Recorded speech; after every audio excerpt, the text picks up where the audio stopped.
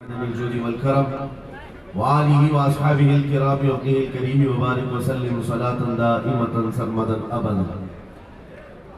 فاضل بریلوی رحمت اللہ تعالی علیہ نے جو فرمایا اس کا کل خلاصہ یہی ہے کہ ہمارے پاس جو کل کائنات ہے وہ تاجدار مدینہ کی ذات ہے.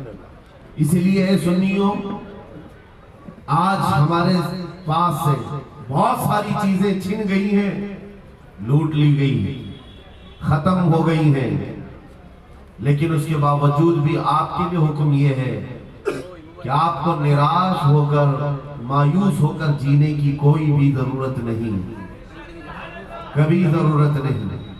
اگرچہ ہمارا گھر ہماری چھت اور سب کچھ لٹ جائے تب بھی ہم فخر کے ساتھ اس زمین پر جی سکتے ہیں.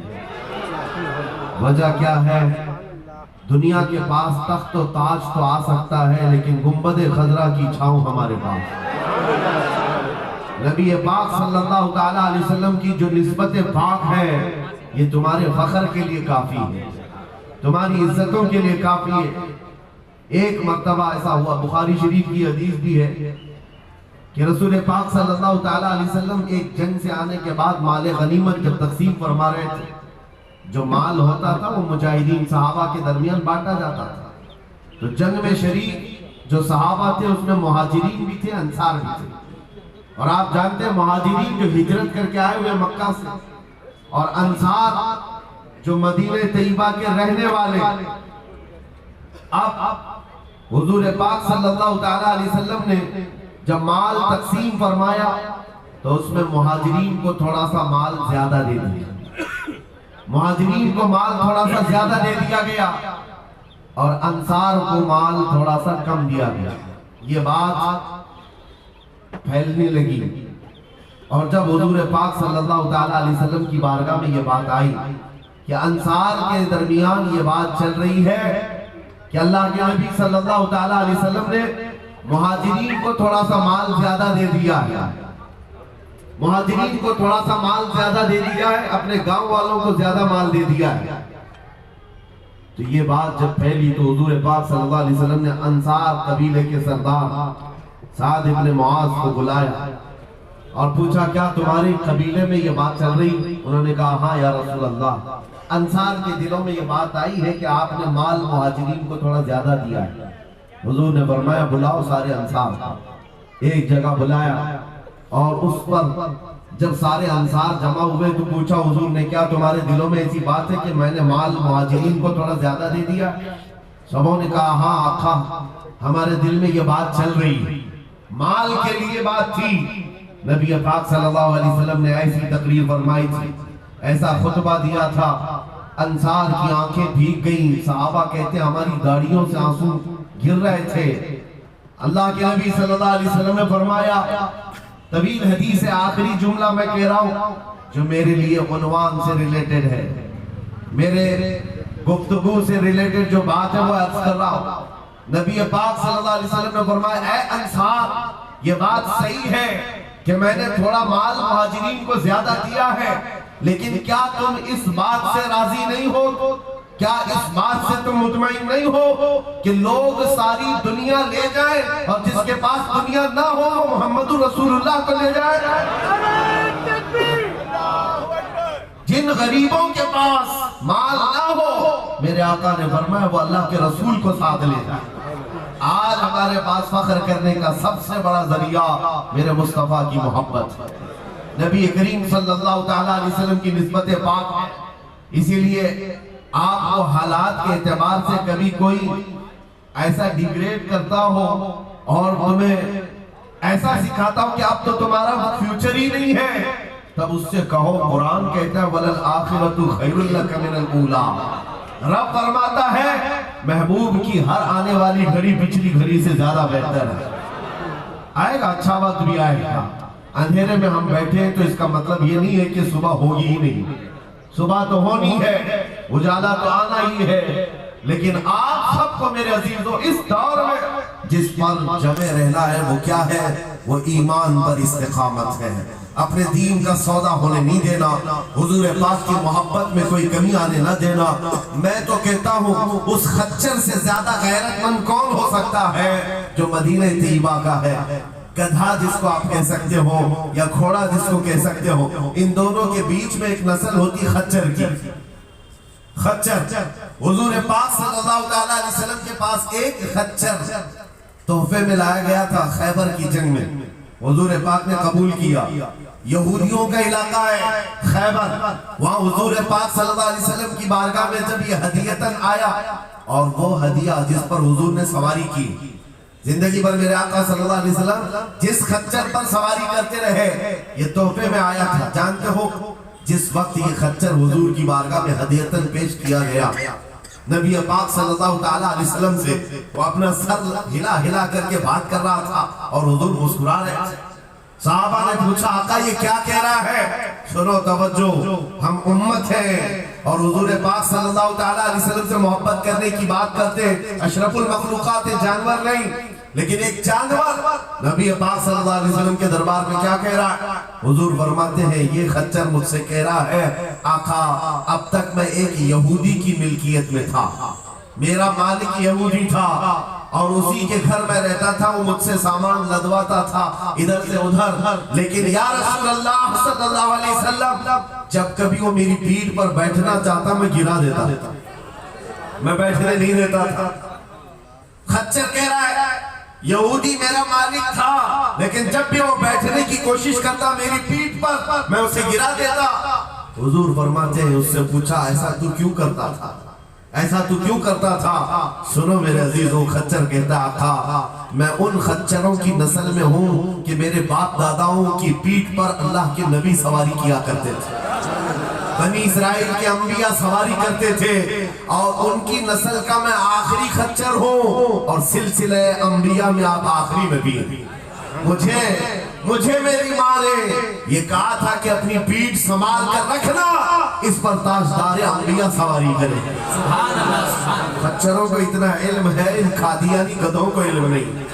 خچر کا عقیدہ ہے کہ اللہ کے نبی آخری نبی ہے، آخری رسول ہے۔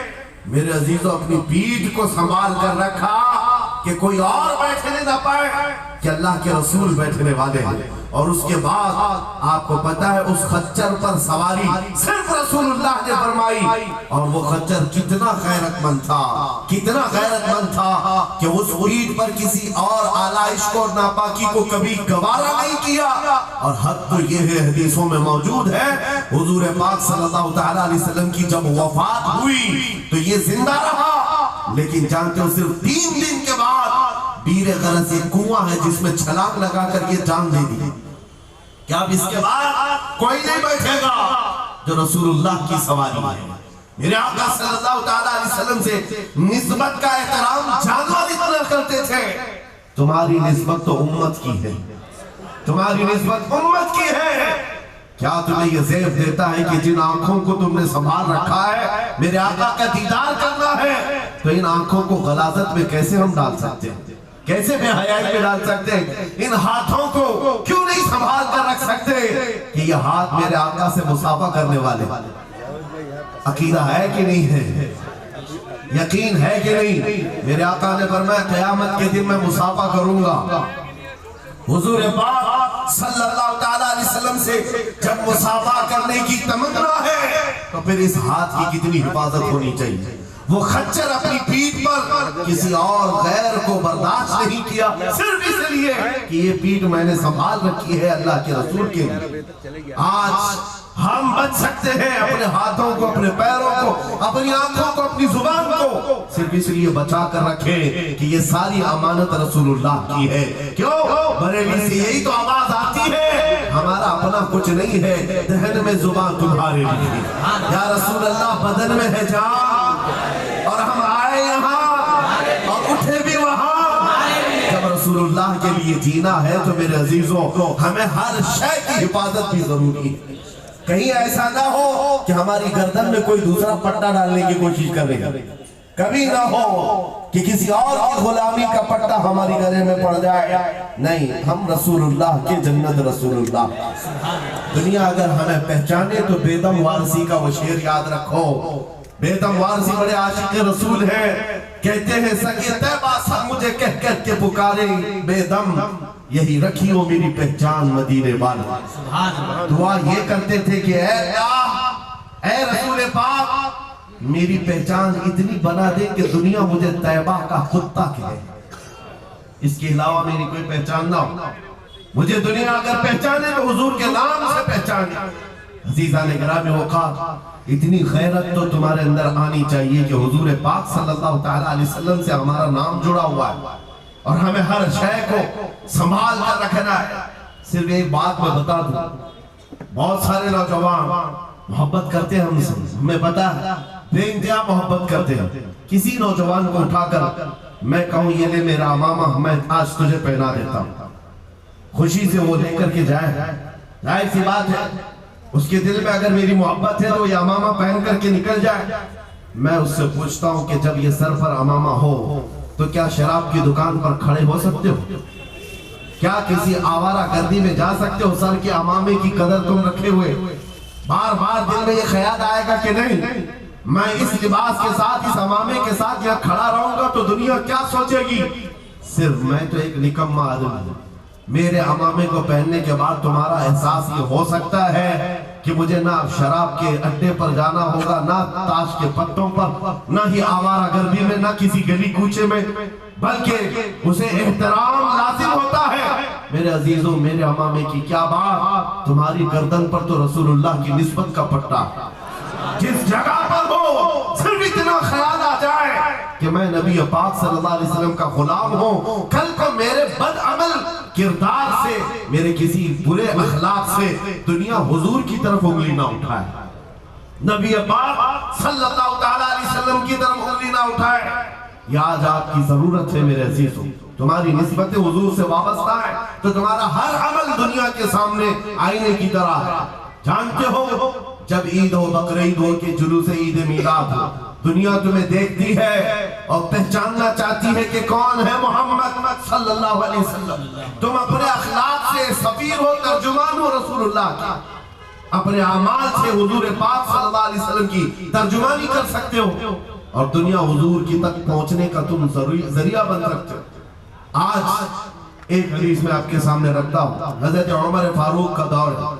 ایک شخص مدینہ طیبہ میں قرضہ لیا تھا کسی سے اور قرض چکا نہیں پا رہا تھا، اور وہ بھی صحابی جن سے قرضہ لیا انہوں نے آ کر کے مقدمہ کر دیا حضرت عمر کے پاس. توجہ سے حضرت عمر نے اس قرضدار کو بلایا، قرض جس کے اوپر تھا بلایا، کہا کہ ان کا قرضہ کیوں نہیں ادا کرتا؟ کہا میرے پاس کچھ چیز ہے نہیں، ادا کر دوں گا، مجھے مہلت چاہیے، ٹائم چاہیے. کہا کتنا ٹائم؟ بس 2 دن کا وقت دے دیں، میں جاؤں گا اپنے وطن اور آ کر کے مدینے میں ان کا قرضہ ادا کروں گا.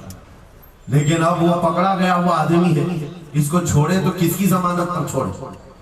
ظاہر سی بات ہے کورٹ میں جب تمہاری گرفتاری ہو جائے، کچہری میں کورٹ میں حاضری ہوتی ہے تو کوئی نہ کوئی ضامن ہوتا ہے جس کی ضمانت پر تمہیں بیل دی جاتی ہے. حضرت عمر نے پوچھا کوئی تمہارا ضمانت لینے والا ہے یا مدینے میں؟ کہا یا رسول اللہ، حضرت عمر سے، یا امیر المومنین یہاں پر کوئی میرا ایسا ہے نہیں جو ضمانت لے سکتا ہے کیونکہ میں نیا ہوں، ضمانت کوئی لینے والا ہے نہیں. کہا پھر کیسے جائے گا، بیل کیسے دی جائے گی؟ بھرے مجمع میں سے ایک صحابی حضرت ابو درداء کھڑے ہوتے ہیں، کہتے ہیں امیر المومنین میں اس کی ضمانت لیتا ہوں، میں اس کی ضمانت لیتا ہوں. حضرت عمر فاروق نے کہا اگر یہ بندہ 2 دن کے بعد نہیں لوٹا تو تمہیں جیل میں رکھا جائے گا. ضامن کے ساتھ یہی ہوتا ہے نا. تو انہوں نے کہا مجھے تسلیم ہے. حضرت عمر کے پاس انہوں نے قبول کر لیا اور وہ بندہ چلا گیا. 3 لوگ ہیں یہاں پر، ایک قرض دیا ہوا آدمی، ایک قرض لیا ہوا اور ایک ضمانت دیا ہوا. یہ تینوں لوگ عدالت سے ریلیٹڈ ہیں. ابھی 2 دن گزر گئے، حضرت عمر انتظار کر رہے تھے.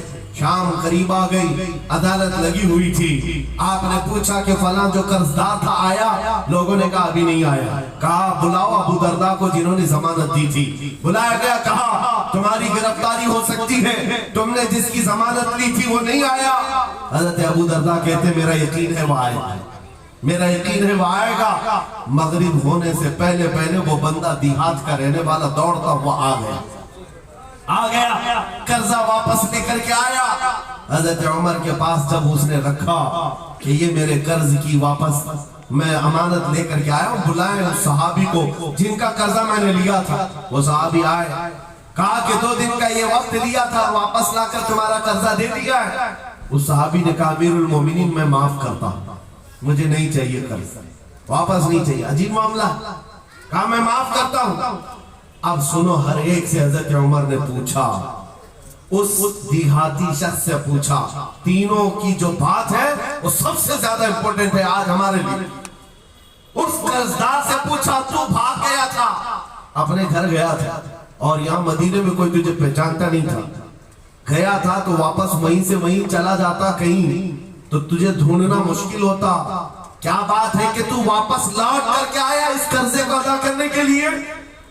وہ غریب انسان کہتا ہے امیر المومنین چاہتا تو میرے پاس راستے تھے، ادھر سے ادھر بھاگ جاتا۔ مسلمانوں سنو، جو لوگ دھوکہ دھڑی کرتے ہیں اور لوگوں کے پیسے گبن کر کے کھا کر کے بیٹھے رہتے، وہ ایک صحابی ہے، غریب ہے، کہتے ہیں امیر المومنین میں چاہتا تو ادھر سے بھاگ کر چلا جاتا، لیکن دل میں یہ خیال آیا کہ اگر میں چلا گیا تو بعد میں دنیا یہ نہ کہے کہ محمد عربی کے غلام غدار ہوتے،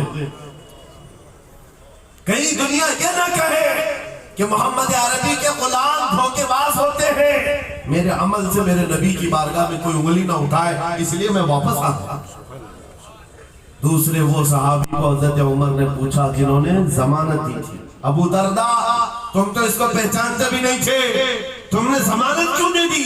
کیا یقین تھا تمہارا کہ یہ آئے گا؟ حضرت ابو درداء کہتے ہیں ڈر تو سب کو تھا، اجنبی کو کون ضمانت دیتا ہے، لیکن یا امیر المومنین بات اتنی تھی پورے مجمع میں سناٹا تھا، ایک اجنبی کے لیے ضمانت دینے والا کوئی نہیں تھا۔ میں صرف اس لیے کھڑا ہو گیا کہ کل کو دنیا یہ نہ کہے محمد عربی کے غلاموں میں مدد کرنے کا جذبہ ختم ہو گیا، کوئی حضور کے بارے میں یہ نہ کہہ دے کہ ان کے غلاموں میں رواداری ختم ہو گئی ہے، لوگوں کی مدد کرنے کا جذبہ ختم ہو گیا۔ حضرت عمر نے اس صحابی سے پوچھا جنہوں نے قرضہ چھوڑ دیا، معاف کر دیا، کہا تمہاری وجہ سے تو مقدمہ ہوا تھا، جب وہ قرض لے کر واپس آیا ہے تم نے معاف کیوں کر دیا؟ اس صحابی نے بھی کہا یا امیر المومنین چاہتا تو میں یہ رقم لے کر چلا جاتا، لیکن میں نے بھی دل میں یہ سوچا کہ کل کو دنیا یہ نہ کہے محمد عربی کے غلاموں میں معاف کرنے کا جذبہ بھی ختم ہو گیا۔ تینوں کا عمل حضور سے ریلیٹڈ ہے، تینوں کا عمل نبی پاک صلی اللہ علیہ وسلم سے تعلق رکھتا ہے۔ اے سنیو، کیا آج ہمارے ہر عمل کے ساتھ ہمیں یہ نہیں سوچنا چاہیے دکان میں بیٹھ کر ہو سکتا ہے تم 1 روپیہ زیادہ کسی کو ڈال دو، 1 روپیے سے تمہارا کچھ ہوتا نہیں، لیکن ساتھ سامنے آئے ہوئے آدمی کا ایمان بگڑ نہ جائے، کہیں تمہارا چہرہ، تمہاری داڑھی، تمہاری ٹوپی تمہارے نام سے وہ دل میں یہ نفرت نہ پال لے کہ محمد عربی کے غلام جھوٹے ہوتے ہیں، نعوذ باللہ۔ تمہارے عمل سے نبی پاک صلی اللہ علیہ وسلم کی طرف انگلیاں اٹھائی جا سکتی، اس لیے ہونا بھی تو یہ انگلینڈ کی بات ہے، ماضی قریب کی بات ہے۔ بس میں ایک کنڈکٹر نے ایک نوجوان کو ½ پاؤنڈ جو پینی ہوتی ہے وہاں آدھا پاؤنڈ زیادہ دے دیا تھا، ٹکٹ پیسے لے کر کے واپس جو چینج دینا تھا آدھا پاؤنڈ زیادہ دے دیا تھا۔ وہ نوجوان نے لے لیا، رکھ لیا، کہا اس کو کیوں لوٹاؤں، اس کو کیوں لوٹاؤں، لے کر بیٹھا رہا۔ 1 گھنٹے کا سفر تھا، دل میں 2-3 مرتبہ خیال آیا ½ پاؤنڈ لے کر کروں بھی کیا، اس کو دے دیتا ہوں، پھر دل میں خیال آیا اس کو دے کر کیا کروں اس کا، پھر بعد میں اسی کشمکش میں بات ایسی آئی کہ وہ نوجوان کہتا ہے بس سے اترنے سے پہلے میں نے وہ ½ پاؤنڈ کنڈکٹر کو دے دیا، کہا آپ نے 1 گھنٹہ پہلے میرا ٹکٹ نکالا تھا، اس میں یہ ½ پاؤنڈ آپ نے زیادہ مجھے لوٹایا تھا، یہ لے لیجیے آپ کی۔